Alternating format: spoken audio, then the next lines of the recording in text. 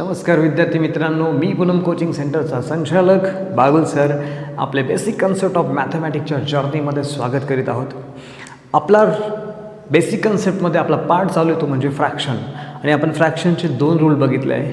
आज आपण फ्रॅक्शनचा 3 नंबरचा रूल बघणार आहोत. तो रूल काय सांगतो तत्पूर्वी परत एकदा बेसिक गोष्टी समजून घेऊया. आता एक लक्षात घ्या, जो फ्रॅक्शन असतो तो A/Bच्या फॉर्मॅटमध्ये असतो.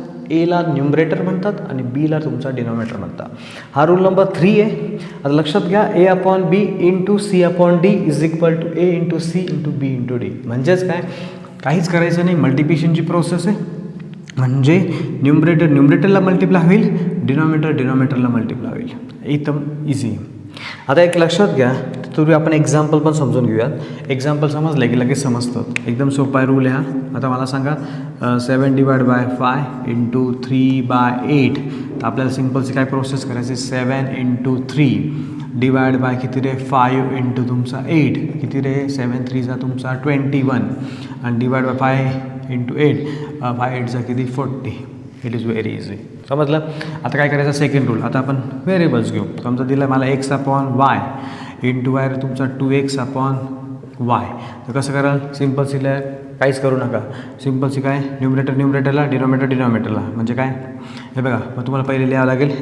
2 1 × 1 2 लिहिला. x इंटू x किती आला x² divide by y into rule लिहायचं राहून गेलं माझं, कारण तुम्ही नवीन आहात. मी डायरेक्ट समजून घेतलं की चालून जाईल. नाही, आता समजून घ्या. आता आपल्याला काय करायचं आहे, x इंटू काय बाळांनो 2x डिवाइड बाय किती तुमचा y इंटू किती y. मग काय 2 इथं काहीच नाही, म्हणजे 1 आहे. 2 1 किती 2 x इंटू x किती रे तुमचा x² divide by y into y किती रे y². एकदम सोपा नियम आहे, काही घाबरू नका. आता तिसरं एक्झाम्पल आपण ट्रिग्नॉमेट्रीवर घेणार. ट्रिग्नॉमेट्रीचा समजून घ्या. आता मला दिला 2 sin θ आपण तुमचा दिला आहे tan θ इंटू मला दिला आहे x cos θ divide by tan²θ. घाबरू नका, इट इज व्हेरी इझी. आपल्याला काय करायचं आहे, न्यूमरेटरला डिनॉमिनेटरला.